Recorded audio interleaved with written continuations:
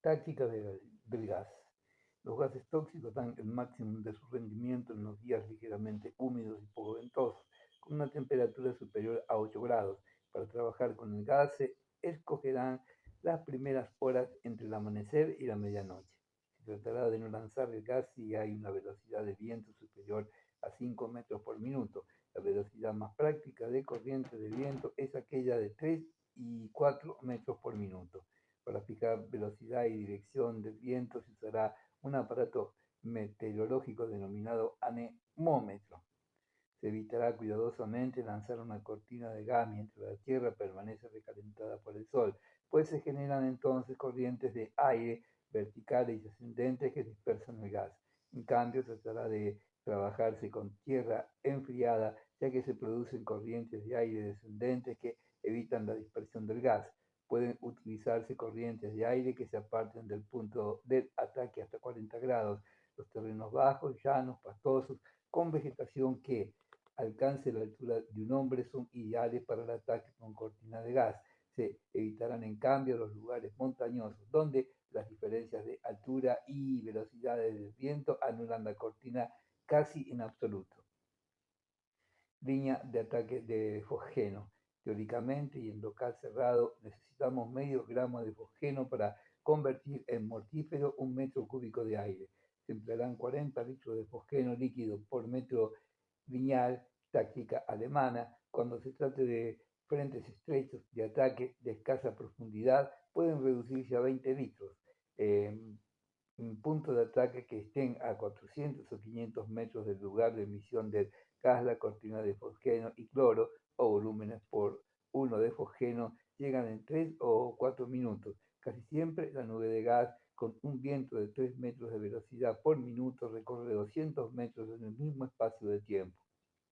El intervalo entre la primera y segunda emisión debe ser igual al espacio de tiempo que la nube de gas ha tardado en llegar al punto de ataque. Se forma una cortina tóxica de 5 metros de altura que se dilata en ancho a medida que se aleja del punto de emisión. Los efectos son fulmíneos. El coronel Bloch ha calculado que 500 gramos de fosgeno producen un volumen teórico de 100.000 metros cúbicos, originando una nube que tiene 35 metros de altura, 30 metros de ancho y 100 de profundidad. Esta nube de gas produciría efectos tóxicos peligrosos aún arrastrada por el viento a la distancia de 1 kilómetro del lugar de emisión. En general, los atacados perecen casi instantáneamente por efecto de la asfixia cuando el gas fosgeno está diluido en la proporción de un volumen por cada 800 de aire. Transporte de fosgeno. En un ataque revolucionario que de sorpresa y minoría, el mejor sistema para transportar fosgeno es el camión tanque. Cada camión tanque puede transportar 2.000 kilogramos de fosgeno líquido. Un dispositivo sencillo permitirá arriesgar el frente de combate en el porcentaje de 20 a 40 litros por lineal. Como el fosgeno se dilata a medida que la temperatura aumenta, los tanques de fosgeno estarán calculados para soportar presiones de 80 libras por pulgada cuadrada. La garita del conductor del camión tanque estará absolutamente aislada de la atmósfera externa. El aire para su respiración penetrará a través de respiraderos químicos que neutralizan el fosgeno y cuya sustancia es idéntica a la que se utiliza en las caretas contra los gases. Así, 10 camiones con capacidad para 3.000 litros de fosgeno cada uno pueden atender un frente de combate que se dilataría por los colapsos de la nube a 5 kilómetros de extensión. Táctica de ataque.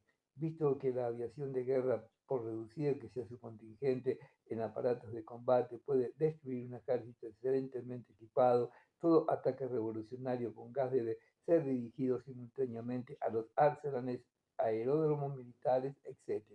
En general, la mortandad para tropas o población no preparada por el combate de gases se eleva al 90%. La desorganización que precede a un ataque con gas es tan extraordinariamente intensa que prácticamente es imposible toda tentativa de resistencia. Puede asegurar que 100 técnicos en gas destruirán en ataques de sorpresa el grueso de cualquier ejército sudamericano. Mientras el astrólogo leía, Erdogan aspiraba ansiosamente el aire. Al volver la cabeza, un reflejo rojo hirió oblicuamente su pupila. bajo la puerta cerrada que separaba el escritorio del recibimiento por el piso de madera, avanzaba como plana culebra una alargada mancha de sangre. El pensamiento de Rosain voló instantáneamente hacia la visca. Sumamente pálido, tocó un brazo del astrólogo. Este levantó la cabeza y el Rosain dijo: ¿Hay un muerto ahí al lado? Sí, hay un muerto, pero está muy bien su memoria. Lástima que no le haya agregado los planos e instrucciones para instalar simultáneamente junto a ella una fábrica de cloro y otra de óxido de carbono. ¿Quién es el muerto? Bromberg. Pero es notable. Yo ignoraba que los gases se utilizaran en la guerra en tan alto porcentaje. 70% de Cruz Azul en un ataque de contrabatería. Es una enormidad. El explosivo queda reducido a nada. ¿Y usted qué va a hacer? Irme. ¿A dónde? ¿Usted me acompañaría? No, pienso quedarme. Yo me voy muy lejos. Resuelvo así. Está resuelto, me quedo. El astrólogo lo envolvió en una mirada serena. ¿Tiene pensada alguna barbaridad? No sé. Bueno, y el castrado se puso de pie. El Rosain, váyase, ahora necesito estar solo. ¿Otra vez? ¿Quiere acompañarme? El pensamiento de Rosain voló hacia la visca. Me quedo. Adiós. Se miraron a los ojos, estrechándose fuertemente las manos. El astrólogo comprendió que Rosain había ya trazado su destino y no insistió. En Remo, en cambio, sobrevino en aquel instante una curiosidad inesperada. Dijo: ¿verá usted al buscador de oro hasta dentro de algunos meses? No. Bueno, cuando lo encuentre, dígale que siempre lo recordaré con cariño. Muy bien. Se miraron otra vez a los ojos como si tuvieran que decirse algo. Los labios de Rosain se entreabrieron ligeramente, sonrió vagamente y girando sobre sí mismo salió. Parece la casa de la iniquidad. Cuando el astrólogo escuchó el broncíneo tintineo del cencerro en la puerta, lo cual indicaba que Rosain había salido a la calle, abrió la puerta del escritorio, encendió la lámpara. Se detuvo allí apoyando pesadamente una mano en la jamba con el ceño abultado de preocupación. Un mechón de cabello se pegaba a su frente sudorosa. El cadáver de Blomberg, con los pies descalzos en el centro de la balsa de sangre, era un bulto repugnante. Inconscientemente, el astrólogo arrugó el cuadernillo de los gases que mantenía en un puño y le echó al bolsillo. Con el reverso de la mano se enjugó el sudor de la frente. Su sombra, proyectada por la lámpara del cuarto, partía en dos el mapa de los Estados Unidos, con banderitas negras clavadas en los territorios donde dominaba el Ku Klux Klan. El hombre pensó algo y dio un gran salto por encima del cadáver estancado en el charco rojo. Evidentemente estaba preocupado, se movía con urgencia. Abrió el armario antiguo que estaba ocupado por hileras de libros y de un rincón extrajo una cajita de hierro con cerradura de combinación. Hizo girar el disco de la clave y levantando la tapa colocó la caja sobre la mesa.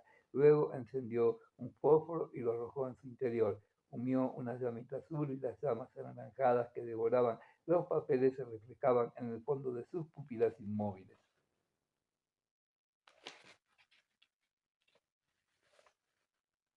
Debía estar fatigado, a pesar de que el tiempo urgía, se dejó caer pesadamente en el sillón forrado de terciopelo verde frente al enchapado armario antiguo. El viento que entraba por la puerta entreabierta hacía oscilar las telarañas suspendidas entre el cielo raso y la estrecha ventana protegida por el nudoso enrejado.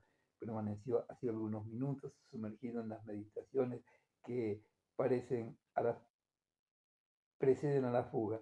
Buenas noches. Levantó la cabeza y encontró la figura de Hipólita, detenida en el centro del otro cuarto, empinada en la punta de sus pies y envuelta en su tapado color de piel de becerro. Ella permanecía inmóvil, fina, delicada, mientras que bajo la visera verde de su sombrero, la mirada desteñida y recelosa iba sucesivamente del cadáver al astrólogo. Buenas noches, he dicho. ¿Tenemos carnicería? Bonita manera de recibirla una. El astrólogo ceñudo no contestó. Con media cara apoyada en la palma de la mano, la miraba sin mover los párpados. Hipólita continuó: siempre ha de ser el mismo maleducado. Todavía no me ofreciste asiento. Hablaba así, sonriendo, pero su mirada desteñida y recelosa iba del cadáver al astrólogo. Bajo la lámpara incandescente, el muerto descalzo y encogido en un bulto sucio, el astrólogo susurró: no lo maté yo. Hipólita, que se había ido acercando a la puerta, sosteniendo con ambas manos su cartel a la altura de la cintura, sintió el talle al tiempo que sonreía. Te creo, sos inteligente para hacer que sean otros los que te saquen las castañas del fuego. Además, que no vamos a discutir ahora semejantes bagatelas. El astrólogo la contempló entre regocijado y sorprendido. ¿Me acompañarías? Hipólita lo subrayó también sorprendida por la pregunta. ¿Y dudás todavía? Tendremos que irnos muy lejos. Cuanto más lejos, mejor. El astrólogo se puso de pie, lo separaba la balsa roja con el cabelludo cadáver recogido. El astrólogo se inclinó, tomó impulso y un salto sobre el cadáver. Pasó junto a Hipólita, tomándolo de la cintura. Él era demasiado alto junto a ella, encorvó la espalda y murmuró a su oído: ¿Estás dispuesta a todo? A todo. Tengo dinero, además, para ayudarte. Vendí la farmacia. El astrólogo, apartando el brazo de su cintura, dijo: Querida, sos una mujer extraordinaria, pero yo también tengo dinero. ¿El de Barsud? Querida, yo siempre pago mis deudas. Barsud se ha ido de aquí con 18.000 pesos en el bolsillo. Se los devolviste, sí, pero en billetes falsos. Sos un hombre magnífico. Alberto, el día que se fusilen, iré a la capilla a despedirte con un gran beso y te diré: Tené valor, mi hombre. Y lo tendré, querida, lo tendré, pero no perdamos tiempo. Vamos, eh, ¿no llevas equipaje? ¿Qué mejor equipaje que el dinero? Espérame un momento afuera. Salió Hipólita Arellano y de 3 pasos el astrólogo subió la escalera que conducía al cuarto de títeres. Permaneció allí escasamente el tiempo de un minuto, bajó restregándose las manos, cerró con 2 vueltas de llave la puerta de entrada al recibimiento y dijo: Querida, salgamos. Más tarde, un vecino que lo vio alejarse con Hipólita del brazo dijo que lo había confundido con el pastor metodista de la localidad. Efectivamente, el astrólogo, visto de espaldas con su sombrero plano, parecía un profeso del rito protestante. El iluminado quedó solo en la cochera de la quinta. No había escuchado los tiros porque numerosas inspiraciones ocupaban su imaginación. Sentado a la orilla del camás, abierta la Biblia sobre sus rodillas, leía el libro de Daniel. El viento oscilaba la flecha amarilla de una vela encastrado en un cabo de botella sobre un cajón de querosene. Pero Ergueta, sin parar en tales minucias, inclinaba la cabeza sobre las páginas, leía atentamente. De vez en cuando, la sombra de su cabeza se movía en el muro blanco, como la de un rinoceronte que buchea agua sumergido en un charco. El iluminado leyó por 10ª vez los versículos 44 y 45 del capítulo 11. Más nuevas de oriente y del norte lo espantarán y dará con grande ira para destruir y matar a muchos. Y plantará las tiendas de su palacio entre los mares y del monte deseable del santuario, y vendrá hasta su fin y no tendrá quien te ayude. El farmacéutico entrecierra el libro y dice en voz alta, terminantemente convencido: Bendito sea Dios, esta es profecía para el aniquilamiento del imperio británico. No queda ninguna duda. Tendré que entrevistarme con el embajador inglés para ponerlo sobre aviso. Se soba el mentón con la yema de los dedos y murmura: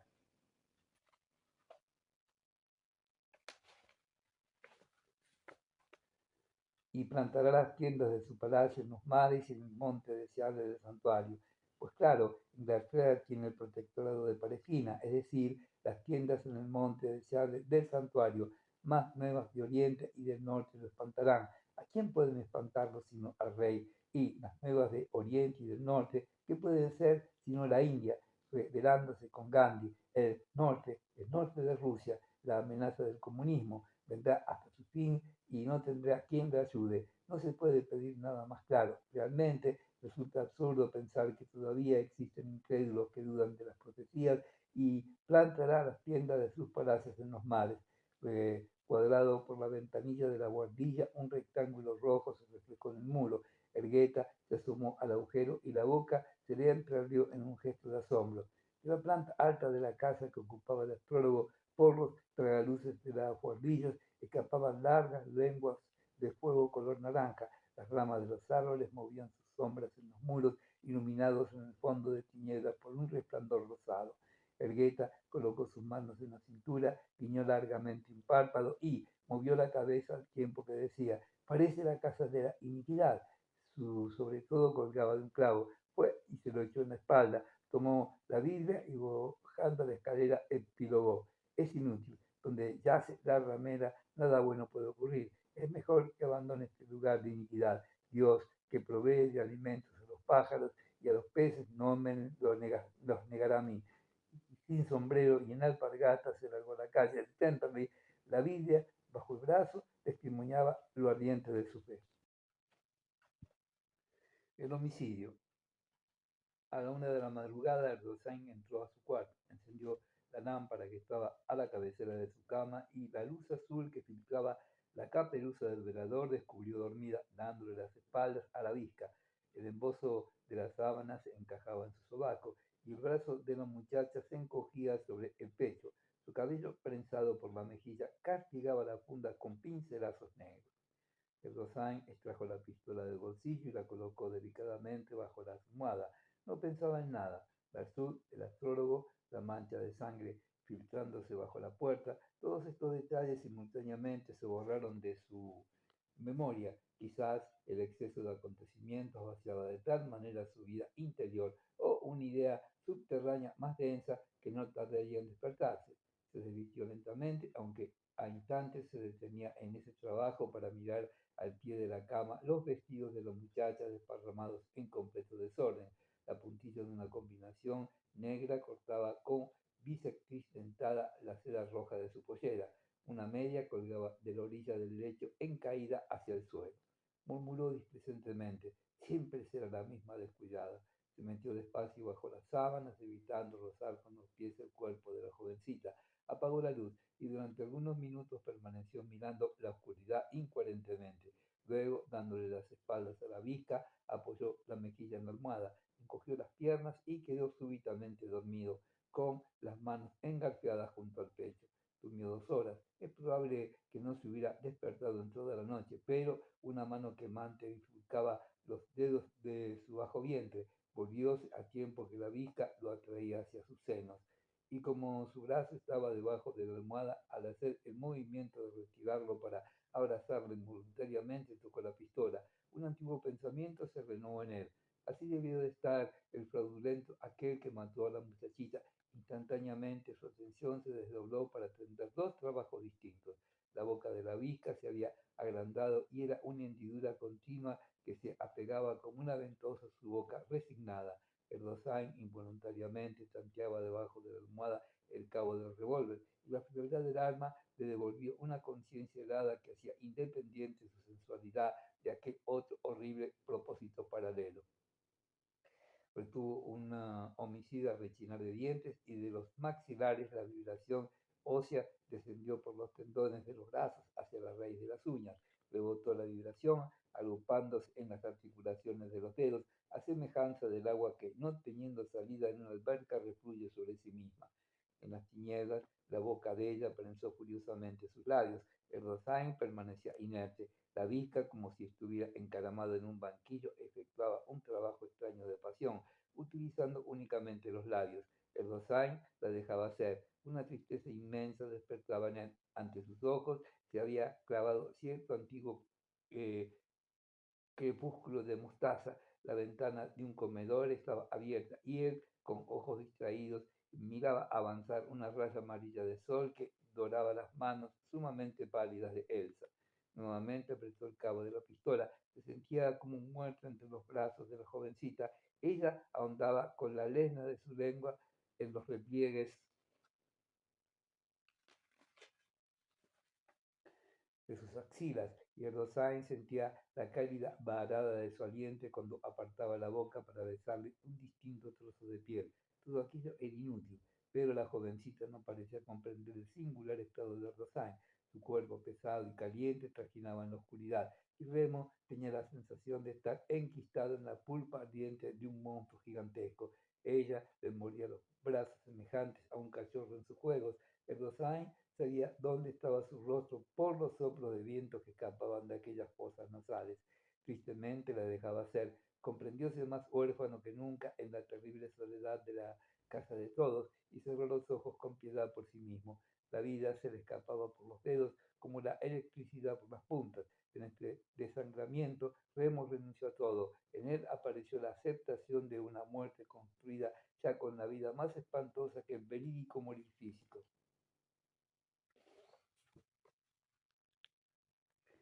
La mosita horizontal, apegada a él, suspiró mimosa. ¿Qué tenés, amor? Ferozmente, el Rosain atrajo la cabeza de ella hacia él y la besó largamente. Estaba emocionado. 2 o 3 veces miró hacia un rincón de tinieblas como si temiera que allí hubiera alguien espiándola. Su corazón latía a grandes golpes. Del fondo de sus entrañas brotaba un viento tan impetuoso que al salir por la boca le arrastraba el alma. Otra vez soslayó en la oscuridad el rincón invisible. Fue un minuto. Se encaramó suavemente sobre ella, que con las 2 manos le abarcó la cintura, creyendo que la iba a poseer. La jovencita le besaba el pecho y Erdogan apretó reciamente la cabeza de la criatura sobre la almohada. Sus movimientos eran excesivamente torpes. La muchacha iba a gritar. Ella le taponó la boca, él le taponó la boca con un beso que le sacudió los dientes, mientras que su mano acercaba el revólver por debajo de la almohada. Ella quiso escapar a esa presión extraña. ¿Qué haces, mi chiquito?, gimió. Fue tarde. El Rosay, precipitándose en el movimiento, hundió el cañón de la pistola en el blando cuébano de la oreja, al tiempo que apretaba el gatillo. El estampido lo hizo desfallecer. El cuerpo de la jovencita se dilató bajo sus miembros con la violencia de un arco de acero. Durante varios minutos, Erdogan permaneció inmóvil, estirado oblicuamente sobre ella, la carga del cuerpo soportada por un brazo. Cuando el silencio externo reveló que el crimen no había sido descubierto, descendió de la cama, diciéndose extrañado: «¿Qué poco ruido ha hecho la explosión?». Encendió la lámpara y se quedó sorprendido ante el espectáculo extraño que se ofrecía a sus ojos. En la almohada roja, la jovencita apoyaba la cabeza con la misma serenidad que si estuviera dormida. Incluso en un momento dado, con la mano derecha, se arañó ligeramente una fosa nasal, como si sintiera allí alguna comezón. Después de buscar el brazo a lo largo del cuerpo y volvió la cara hacia la luz. Una paz extraordinaria aquietaba las líneas de su semblante. El Rosain, para que no se enfriara, le cubrió las espaldas con una colcha. La moribunda respiraba con dificultad. De un vértice de los labios se le pegaba un hilo de sangre. En el suelo se sentía el sordo aplastamiento del gotear de una canilla.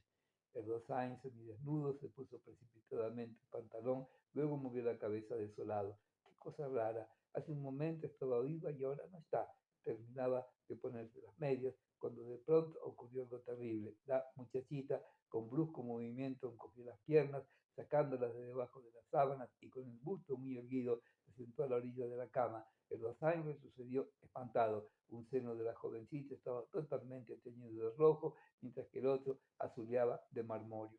Creyó por un instante que ella se iba a caer, pero no. La moribunda se mantenía en equilibrio y extraordinariamente tiesa. Sus ojos abiertos contemplaban el casquete azul del velador. Hilos de sangre se desprendían de su cabellera roja, corriéndole por las espaldas.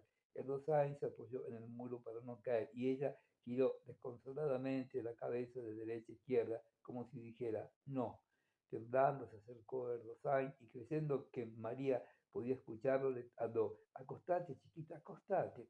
La había tomado suavísimamente por los hombros, pero ella obstinadamente giraba la cabeza de derecha a izquierda con pena inenarrable. El asesino sintió en ese momento en su interior que la muchachita le preguntaba: «¿Por qué hiciste eso? ¿Qué mal te hice yo?». En silencio, la jovencita, con los labios entreabiertos, corriéndole sanguinolentas lágrimas por las mejillas, decía un no tan infinitamente triste con su movimiento terco que Erdogan cayó de rodillas y le besó los pies. De pronto, ella se dobló y arrastrando el cable de la lámpara se desmoronó a un costado. Su cabeza chocó sordamente contra la alfombra. La lámpara se apagó y ya no respiró más. Erdogan, a gata, se arrastró hasta un rincón. El asesino permaneció un tiempo incontrolable, acurrucado en su ángulo. Si algo pasó, jamás pudo recordarlo. De pronto, un detalle irrisorio se hizo visible en su memoria y poniéndose de pie, clamó irritado: «¿Viste? ¿Viste lo que te pasó por andar con las manos en la bragueta de los hombres? Estas son las consecuencias de la mala conducta. Perdiste la virginidad para siempre. ¿Te das cuenta? Perdiste la virginidad, no te da vergüenza y ahora Dios te castigó. Sí, Dios, por no hacer caso a los consejos que te daban tus maestros». Nuevamente Rosain se acurruca en un rincón. Hay momentos en que le parece que va a echar el alma por la boca. Una franja de sol y de mañana aclara un instante su oscuridad demencial y las tinieblas del cuarto. Se acuerda de una Vizcaya preñada cuya cueva inundada y vigilada por los perros estaba en su única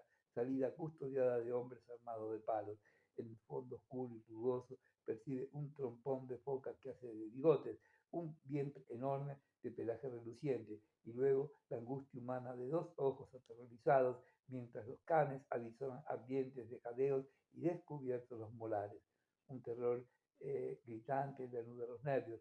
Trombas de aire escapan de su laringe seca como el crisol de un horno. El cuerpo se le atornilla sobre sí mismo en dos direcciones contrarias. Su cerebro deja escapar por las fosas nasales un hedor de agua con la que se ha lavado carne.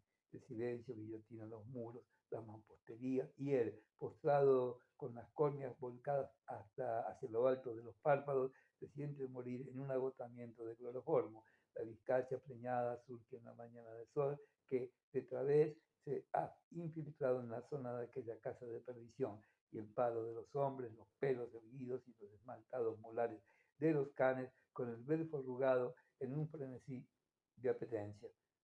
Cuatro espaciados toques de bronce se dilatan en la noche concéntricamente desde la torre de la iglesia de la Piedad. El Rosain tiembla de frío. En puntillas se acerca a la cama y toma la sábana que arroja sobre el cadáver tendido en el suelo. Se viste oscuras, rápidamente, con los botines en las manos, cruza el pasillo donde un soslayo de claridad lunar revela puertas cerradas y persianas entornadas. La frialdad del piso de mosaico le atraviesa las medias. Entra al cuarto de baño y enciende la luz. Frente al lavatorio hay un espejo. El asesino, cerrando los ojos, lo descuelga del clavo. No quiere verse en ningún espejo, tiene horror de sí mismo. Se lava cuidadosamente las manos, la palangana enlosada enrojece, se seca a medias y rápidamente se pone el cuello y la corbata. A tientas termina de calzarse y con infinitas precauciones, después de apagar la luz del cuarto de baño, se dirige al dormitorio. Enciende un fósforo porque no recuerdo dónde puso el sombrero, lo toma y sale, dejando semi-entornada la puerta. Son las 4:30 de la mañana, vacilando, se detiene en la esquina de Talcahuano y Corrientes. Las luces de la Bocacalles resbalan por la superficie de sus ojos con imágenes de un film apresurado. Camina apresuradamente hacia el oeste por la calle Cangallo. A las 6:30 de la mañana llegó a Flores. Entró en una lechería, se sentó sobre una silla sin hacer un movimiento hasta las 8 de la mañana. Cuando la raya amarilla del sol que se deslizaba por el piso llegó hasta sus pies, calentándole el cuero del zapato, salió de la lechería, dirigiéndose a mi casa. Permaneció allí 3 días y 2 noches. En ese intermedio me confesó todo. Recuerdo que nos reuníamos en una pieza enorme y vacía de muebles. Mi familia estaba en el campo y yo había quedado solo al cuidado de la casa. Además, como aquel cuarto era sombrío, mi madre lo había clausurado. Llegaba allí muy poca luz. En realidad, aquello parecía un calabozo gigantesco. Erdosain quedaba sentado en el borde de una silla, la espalda arqueada, los codos apoyados en las piernas, las mejillas enrejadas por los dedos, la mirada fija en el pavimento. Hablaba sordamente, sin interrupciones, como si recitara una lección grabada al frío por infinitas atmósferas de presión en el plano de su conciencia oscura. El tono de su voz, cualquiera fueran los acontecimientos, era parejo, isócrono, metódico, como el de un engranaje de un reloj. Si se le interrumpía no se gritaba, sino que recomenzaba el relato agregando los detalles perdidos, siempre con la cabeza inclinada, los ojos fijos en el suelo, los codos apoyados en las rodillas.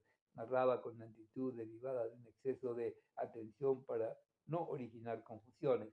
Impasiblemente amontonaba iniquidad sobre iniquidad. Sabía que iba a morir, que la justicia de los hombres lo buscaba encarnizadamente, pero él, con su revólver en el bolsillo, los codos apoyados en las rodillas, el rostro enrejado en los dedos, la miraba fija en el polvo de la enorme habitación vacía, hablaba impasiblemente. Había enflaquecido extraordinariamente en pocos días. La piel amarilla, pegada a los huesos planos del rostro, le daba la apariencia de un tísico. Detalle extraño en esa última etapa de su vida. Erdosain se negó rotundamente a leer las sensacionales titulares y las noticias que profusamente ilustradas ocupaban las páginas segunda y tercera de casi todos los diarios de la mañana y de la tarde.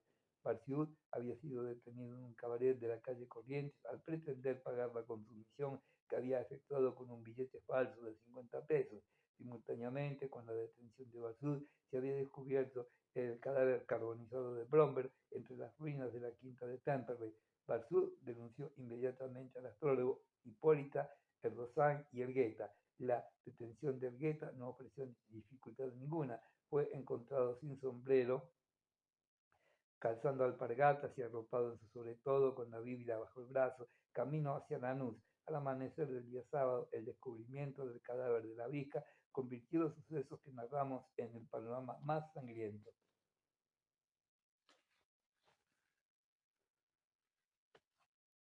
Del final del año 1929, la policía buscaba encarnizadamente a Rosan. Brigadas de pesquisas habían sido destacadas en todas las direcciones de la ciudad. No quedaba duda alguna de que se quedaba en presencia de una banda perfectamente organizada y con ramificaciones insospechadas. El asesinato de Hafner, que el cronista de esta historia cree independiente de los otros sucesos delictuosos, fue eslabonado a la tragedia de Temperley. Las declaraciones de Bersud ocupaban series de columnas, no cabía duda de su inocencia. Los titulares de las noticias abarcaban 1 y 2 páginas.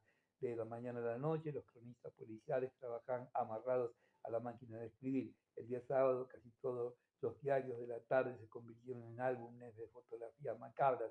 Los reporteros cenaron viandas frías, escribiendo entre bocado y bocado nuevos pormenores de la tragedia. La fotografía de Rosain cambiaba en todas las páginas con las leyendas más retumbantes que pudieran inventar la imaginación humana. El Rosain se negaba rotundamente no solo a leer, sino a mirar esas hojas de escándalo. Si pudiera remarcarse en él una singularidad durante esos días, era su seriedad. Cuando se cansaba de conversar sentado, caminaba de un punto a otro del cuarto, hablando como si dictara. Era en realidad un espectáculo extraño el del asesino yendo y viniendo por la pieza con pasos lentos, conversando sin volver la cabeza como frente a un dictáfono. Durante los 3 días que permaneció en mi casa no probó bocado, tenía mucha sed y bebía continuamente agua. Una vez, como suma gracia, me pidió que le diera un limón. Posiblemente estaba fiebrado. Resultaba asombrosa su resistencia. Conversaba hasta 18 horas por día. Yo tomaba notas urgentemente. Mi trabajo era penoso porque tenía que trabajar en la semioscuridad. El Rosay no podía tolerar la luz. Era insoportable. El lunes a la noche se vistió inesperadamente y me pidió que lo acompañara hasta la estación de Flores. Aquello era peligrosísimo pero no me negué. Recuerdo que antes de salir me dejó una carta para Elsa, a quien vi algún tiempo después. A las 9:30 salimos a la calle, caminamos en silencio por veredas arboladas, observé que encendía un cigarrillo tras otro, además caminaba sumamente erguido, pisaba fuertemente el suelo. En un tramo del camino dijo: siento la proximidad de la sepultura negra y húmeda, pero no tengo miedo. Llegamos a la estación de ferrocarril por la calle Bolivia, tomamos el camino de piedra que tras del edificio se utiliza para el tránsito de coches. A través de los árboles del parque brillaban pedazos de vidrieras de 2 cafés esquinados. El altoparlante de una radio granaba agudo de la mejor cera perfumada para encerrar pisos. Compra sus muebles en lo de Sánchez y compañía. Gómez y Gómez son buenos sastres. Buenos sastres son Gómez y Gómez. Nos detuvimos juntos al saliente que en aquella dirección del edificio forma una especie de torreón con techo de pizarra a 2 aguas. En el piso primero, una balconada enjalbegada con cal. Bajo los triangulares soportes de la balconada surgían tristemente en cada vértice del torreón, como en un establecimiento carcelario, 2 lámparas eléctricas. De una puerta abierta de desteñidas hojas verdes escapaban tufos de creolina. Espéreme un momentito, dijo Rosal. Observé recién entonces que desde su llegada a mi casa, Remo había dejado de tutearme. Entró a la boletería y salió inmediatamente. Dijo: faltan 3 minutos para la llegada del tren. Y quedó nuevamente en silencio. No se me ocurría nada. Él miraba con suma fijeza a su alrededor, pero ausente de todo, abrió los labios como quien va a decir algo. Luego los entrecerró moviendo lentamente la cabeza. En esos momentos tenía la sensación de la inutilidad de toda palabra terrestre. Estaba sumamente pálido, adelgazaba por minutos, intentando romper ese silencio angustioso. Le pregunté: ¿sacó boleto? Sí, hasta Moreno. Callamos nuevamente, las luces bailaban entre mis ojos. De pronto el Rosain dijo: váyase, por favor, su compañía me es insoportable, necesito estar solo, discúlpeme. Cuando la vea a Elsa, dígale que la quise mucho. Muchas gracias por todas sus bondades. Le apreté fuertemente la mano y me fui. Él se quedó inmóvil en la orilla de granito del camino de piedra. 1 hora y media después, simultáneamente en los subsuelos de casi todos los diarios de la ciudad, los cristales de plomo desplazan en la atmósfera nublada que se aclara junto a las lámparas del techo curvas de aire recalentando a 50 grados. Silban las mechas verticales de las fresadoras mordiendo páginas de plomo.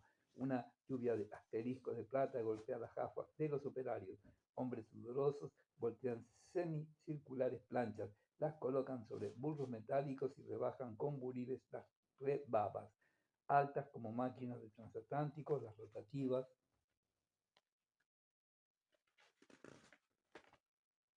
Ponen en el taller el sordo ruido del mar chocando en un rompeolas, vertiginosos deslizamientos de sábana de papel entre rodillos negros, olor de tinte y grasa. Pasan hombres con hedor de ácido sulfúrico. Ha quedado abierta la puerta del taller de fotograbado. De allí escapan ramalazos de luz violácea.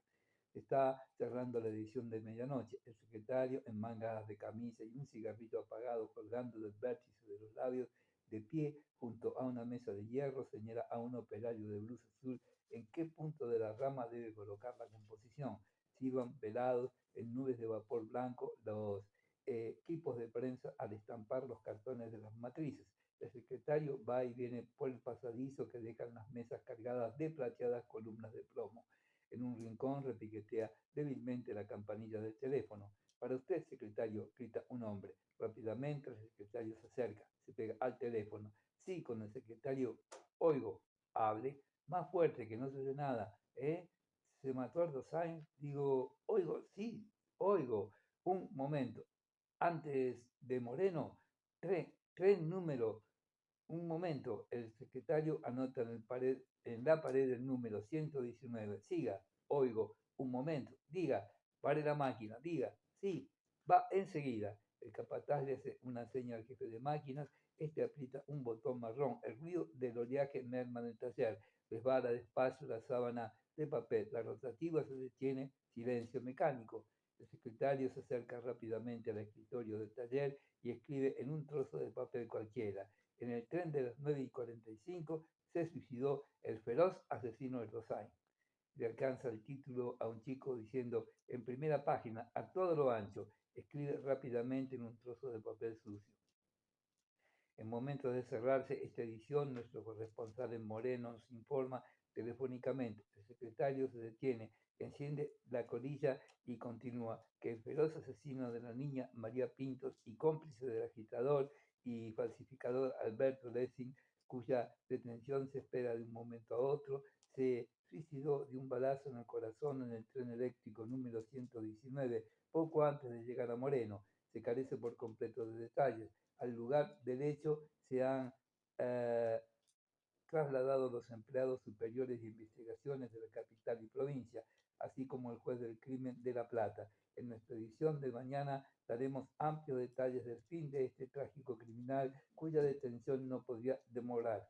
El secretario tacha la palabra cuya detención no podía demorar y punto y aparte agrega, espérase con este hecho que la investigación para aclarar los entretelones de la terrible banda de Temperley entrará en un franco camino de éxito. En nuestra edición de mañana daremos amplios detalles.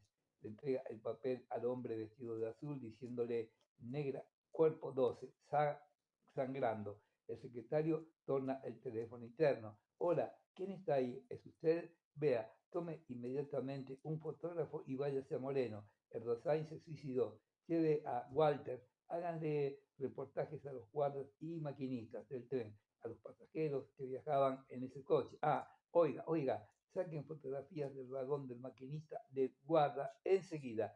Sí, tomen un auto si es necesario y muchas fotografías. Cuelga el tubo y enciende la colilla que le cuelga del vértice de los labios. Eh, el sombrero tumbado hacia las cejas y un pañuelo de nudo torcido sobre el nervudo cuello. Se acerca indolente, arrastrando los pies, escupiendo por el colmillo. El jefe de revendedores, con los 3 únicos dedos de su mano izquierda, se rasca la barba que le flanquea la cicatriz de una tremenda cuchillada en la mejilla derecha. Después tasca saliva y al tiempo de apoyar los codos sobre una mesa metálica, del mismo modo que lo haría en el mostrador de una cantina, pregunta con voz enronquecida. ¿Se mató el Rosain? El secretario le envuelve en una rápida sonrisa. Sí, el otro vapurea un instante larvas de ideas y termina su rumiar con estas palabras. Macanudo, mañana tiramos 50.000 ejemplares más.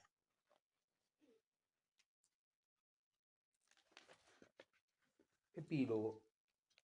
Después de analizar las crónicas y relatos de testigos que viajaron en el mismo coche con Erdogan, así como los legajos sumariales, he podido reconstruir más o menos exactamente la escena del suicidio. El asesino ocupó el asiento 7 del primer coche del convoy, donde se encuentra la cabina del motorista. Apoyó la cabeza en el vidrio de la ventanilla y permaneció en esa actitud hasta la estación de Villanuro, donde lo despertó el inspector para pedirle el boleto y así hasta el momento en que se mató permaneció despierto. La frescura de la noche no fue obstáculo para que abriera la ventanilla y se quedara tendido, recibiendo en el rostro el viento a presión que entraba por la abertura. Una señora que viajaba con su esposo reparó en esta prolongada actitud de Erdogan y le dijo a aquel: mira, ese joven parece que está enfermo, qué palidez que tiene. En Aedo, dos señoritas se sentaron frente a él. Él no las miró. Ellas, mortificadas en su vanidad, recordaron más tarde por este detalle al indiferente pasajero. Erdogan mantenía los ojos inmóviles en la oscuridad permanentemente oblicua a la velocidad del tren. Las dos viajeras bajaron en Merlo y en el coche quedó solo Erdogan y el matrimonio. De pronto, el asesino, separando la espalda del asiento sin apartar los ojos de las tinieblas, llevó la mano al bolsillo. En su rostro se diseñaba una contracción muscular de fiel voluntad. La señora, desde el otro asiento, lo miró espantada. Su esposo, con cara cubierta por el diario que leía, no vio nada. La escena fue rapidísima. Erdogan llevó el revólver al pecho y apretó el disparador, doblándose con el estampido simultáneamente hacia la izquierda. Su cabeza golpeó en el pasamanos del asiento. La señora se desvaneció. El hombre dejó caer el diario y se lanzó corriendo por el pasillo del vagón. Cuando lo encontró al revisador de boletos, aún tiritaba de espanto. Dos pasajeros del otro coche se sumaron a los hombres pálidos y en grupo se dirigieron hacia el vagón donde estaba el suicida. Erdogan parece haber conservado intacto su discernimiento y voluntad, aún en el minuto postrero. De otro modo, no se explica que haya encontrado en él sí la fuerza prodigiosa para incorporarse sobre el asiento, como si quisiera morir.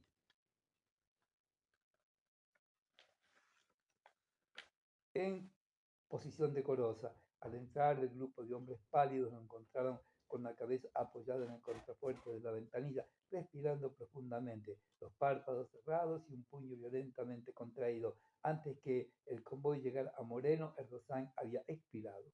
Encontró en su bolsillo una tarjeta con su nombre y cierta insignificante cantidad de dinero. La sorpresa de la policía, así como de los viajeros, al constatar que aquel joven delicado y pálido era el feroz asesino Erdogan, no es para ser descrita. Fue fotografiado 553 veces en el espacio de 6 horas. El número de curiosos aumentaba constantemente. Todos se detenían frente al cadáver y la primera palabra que pronunciaban era: ¿pero es posible que este sea Erdogan? Voluntariamente la gente tiene un concepto lombrosiano del criminal, una serenidad infinita que estaba definitivamente las líneas del rostro de ese hombre que se había debatido tan desesperadamente entre la locura y la angustia. Se produjo, sin embargo, un incidente curioso. Cuando el cadáver fue introducido a la comisaría, un anciano respetable, correctamente vestido, más tarde me informaron que era el padre del jefe político del distrito, se acercó a la angarilla donde reposaba el muerto y escupiéndole el semblante exclamó: anarquista, hijo de puta, tanto coraje mal empleado. El espectáculo era indigno y los curiosos de menor cuantía fueron alejados a tiempo que el cadáver era conducido a un calabozo. Elsa sobrevivió poco tiempo a Erdogan. Detenida para aclarar su posible intervención en la banda, fue puesta en libertad inmediatamente, pues su inocencia fue ampliamente comprobada. Yo la visité para entregarle el dinero y la carta que me había dejado, Erdogan para ella, de esa mujer que yo un día conocí enérgica y segura de sí misma, solo restaba un espectro triste. Hablamos mucho, se consideraba responsable de la muerte de Erdogan y algunos meses después falleció a consecuencia de un ataque cardíaco. Basud, cuyo nombre en pocos días había alcanzado el máximo de popularidad, fue contratado por una empresa cinematográfica que iba a filmar el drama de Temperley. La última vez que lo vi me habló maravillado y sumamente contento de su suerte. Ahora sí que verán mi nombre en todas las esquinas. Hollywood, Hollywood, cerraré, el camino está abierto. Hipólita y el astrólogo no han sido hallados por la policía. Numerosas veces se anticipó la noticia de que serían detenidos de un momento a otro. Ha pasado ya más de un año y no se ha encontrado el más mínimo indicio que permita sospechar dónde puedan haberse refugiado. De doña Ignacia, la dueña de la pensión donde vivió Erdosain, subsiste una pobre vieja que mientras vigila las cacerolas sobre el fuego, enjuga las candentes lágrimas que le corren por la nariz con la punta de su delantal.